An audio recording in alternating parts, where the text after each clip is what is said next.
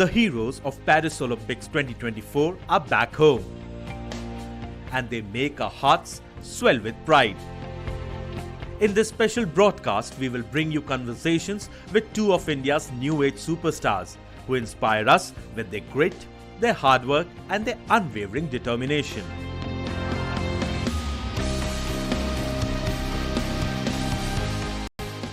Neeraj Chopra needs no introduction. The champion Olympian's absolutely brilliant 89.45 meter javelin throw earned India its silver medal at the Paris Olympics. What does Neeraj feel about his stunning achievement? Watch his conversation with Group Editor-in-Chief Navika Kumar to find out. Let's listen in and let's just go across straight to what Neeraj thinks about his victory. Joining me on the other side, Neeraj Chopra, India's champion, our golden boy with the silver medal. And joining me today is the champion of India, silver medalist at the Paris Olympics, Neeraj Chopra. Thank you very much, Neeraj ji, आप हमारे साथ हैं. और पिछले medal पर भी हमने एक इंटरव्यू किया था जैसे ही आप इंडिया लौटे थे. आज फिर आपसे बात कर रही हूँ. सबसे पहले तो कॉन्ग्रेचुलेशंस, ढेर सारी बधाई देश के 140 करोड़ लोगों की तरफ से. बहुत बहुत बहुत कॉन्ग्रेचुलेशंस और स्पेशल कॉन्ग्रेचुलेशंस टाइम्स नाउ और टाइम्स नाउ नव भारत की तरफ से. क्या लग रहा है आज? जेम्स बॉन्ड ओमेगा है इसलिए पीछे नहीं, बिल्कुल सही रहा जी. अच्छा परफॉर्मेंस अच्छी थी और सही लग रहा है. और सबसे अच्छी बात है कि अपनी कंट्री के लिए हमेशा जब भी मेडल जीतते तो बहुत अच्छा लगता है. एक मौका मिलता है अपने फ्लैग को स्टेडियम में लेके घूमने का, तो उससे अच्छी बात कुछ नहीं है. आपने अपना पिछला ओलंपिक्स का परफॉर्मेंस इंप्रूव किया है. कितनी मेहनत लगी, कितनी कंसंट्रेशन लगी, दिमाग में क्या चल रहा था जब आप चैंपियनशिप के लिए जा रहे थे?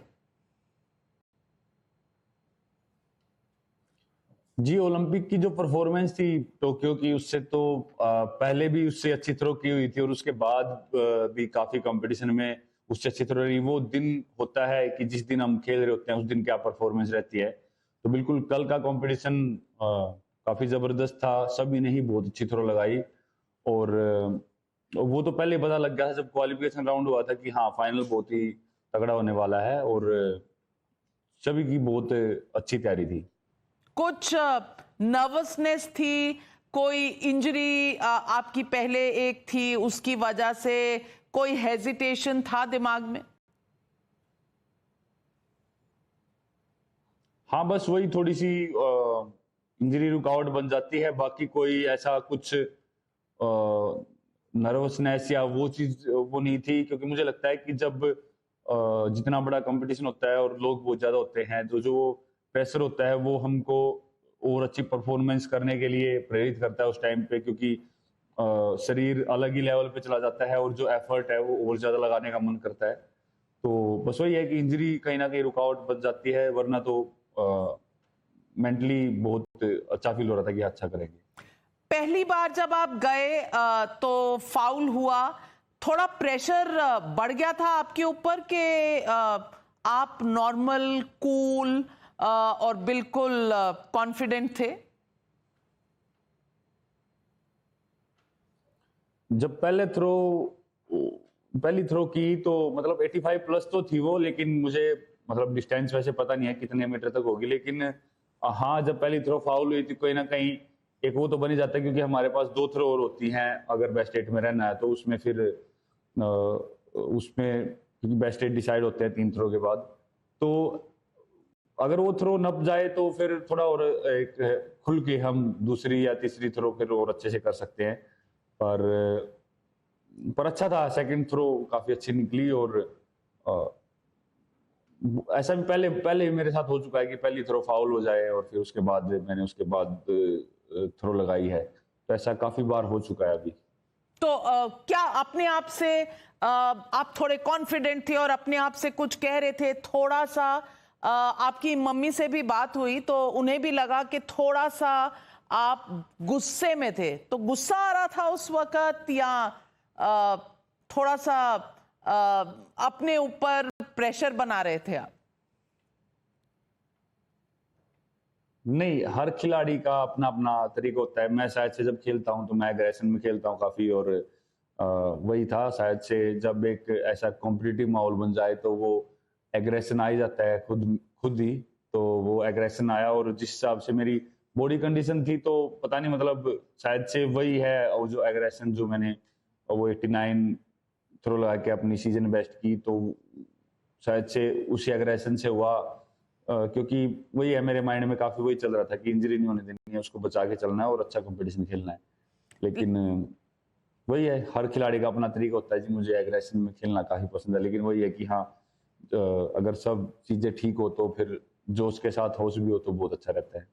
बिल्कुल सही कहा आपने। लेकिन आपसे पहले अरशद नदीम ने जब वो 92.97 वाला एक मॉन्स्टर सा थ्रो था मारा, फील्ड पर तो कंपटीशन बहुत तगड़ा था। वैसे कहते हैं कि ऑफ द फील्ड आप लोग बहुत अच्छे दोस्त हैं, लेकिन उनके थ्रो के बाद कुछ मन में क्या चल रहा था?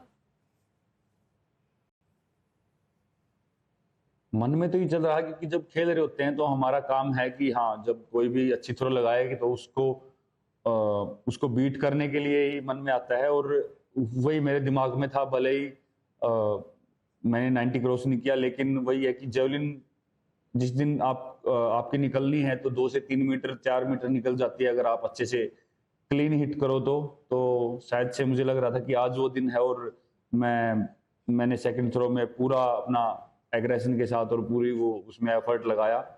काफी अच्छी निकली थ्रो, लेकिन शायद से वो जो क्लीन हिट होनी चाहिए वो नहीं हो पाई। अगर वो होती तो शायद वो भी अच्छी थ्रो निकल जाती। पर वही है, कंपटीशन ऑल ओवर काफी तगड़ा रहा। नदीम के साथ आपकी कुछ दोस्ती है? आप लोग कम्युनिकेशन में रहते हैं? क्योंकि सोशल मीडिया पर बड़े चर्चे हैं, आप उनके लिए फंड रेजिंग के लिए उनको सपोर्ट करते हैं, सरहदें हट जाती हैं इस तरह के माहौल में। तो कोई आप में रेगुलर बातचीत होती रहती है? नहीं, ऐसे जब कंपटीशन में मिलते हैं तभी बात होती है। और पता नहीं फंड रेजिंग तो कौन सी कही है, मुझे भी नहीं पता, ऐसा तो कुछ हुआ नहीं। लेकिन हाँ, कुछ अपने मीडिया वालों ने मुझसे पूछा था कि शायद से कि अरशद के पास जेवलिन नहीं है, तो मैंने उसके ऊपर बताया था कि यार ऐसा मतलब मुमकिन नहीं लग रहा, क्योंकि अरशद ऑलरेडी बहुत अच्छे लेवल पे कंपटीशन खेल चुका था, कॉमनवेल्थ मेडल और वो चीज। तो अगर गवर्नमेंट सपोर्ट नहीं भी कर रही है तो मैंने वही बोला था कि यार अगर वो कंपनी से बात करे जेवलिन की तो वो भी जेवलिन देने के लिए तैयार हो जाएंगे। तो इतनी बड़ी बात थी नहीं वो। खैर हाँ, वही बात थी जो मैंने बोली थी। और बाकी तो जब भी हम मिलते हैं तो अरशद रिस्पेक्ट से मुझसे बात करता है, और वही है, मैं भी कोशिश करता हूँ कि हाँ, अच्छे से बात करें। आपने बैक टू बैक 2 ओलंपिक्स में, एक में गोल्ड एक में सिल्वर जीता। Do you feel now is the time कि बस अब नीरज चोपड़ा जो है वो अपनी पीक पर है, या अभी अपने ही परफॉर्मेंस को और बीट करना है? नहीं, बिल्कुल वो तो करना ही है। अभी तो और मेहनत करनी है और परफॉर्मेंस को बढ़ाना है। बस वैसे उसी पे काम करेंगे अभी, जो कहीं ना कहीं टेक्निक में आज कहीं ना कहीं हमेशा कुछ ना कुछ मिस्टेक्स या कुछ ना कुछ रुकावटें होती हैं, तो फिर उसके बारे में सोच के बात करके कोच के साथ उस पर काम करेंगे और कोशिश करेंगे अपनी परफॉर्मेंस और बढ़ाएं। तो नीरज चोपड़ा के लिए स्टाइल कितना इंपॉर्टेंट है? प्रोडक्ट एंडोर्समेंट्स करते हैं, ऑलमोस्ट मॉडल की तरह आप आते हैं, मजा आता है इन सब चीजों में? नहीं, मॉडल की तरह तो जिका ही आता हूँ, ये तो ज्यादा ही हो गया। मैं तो बस हाँ, घड़ी जरूर डालता हूँ, बाकी तो अपनी जो स्पोर्ट किट है उसमें रहते हैं। और मतलब ऐसा तो नहीं हुआ कभी कि मैं जब ग्राउंड में एंट्री कर रहा हूँ मैं कोट पैंट डाल के आया हूँ। तो अपनी टी शर्ट और उसकी इंडिया की टी शर्ट उसके साथ एंट्री करते हैं, और वही है जी, वही सिंपल।